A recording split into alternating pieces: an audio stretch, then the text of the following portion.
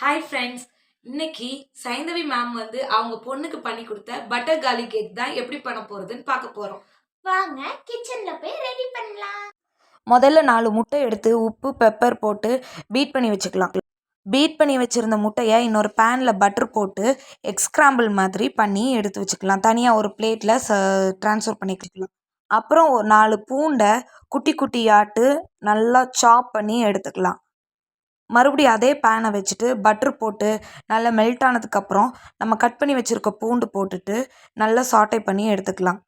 பூண்டு நல்லா சாட்டை ஆனதுக்கு அப்புறமாட்டு அதில் லைட்டாக சில்லி ஃப்ளேக்ஸ், சால்ட்டு, அப்புறம் பெப்பர் போட்டு கொஞ்சம் இன்னும் ஒரு 2 to 3 மினிட்ஸ் சாட்டை பண்ணி வச்சுக்கலாம்.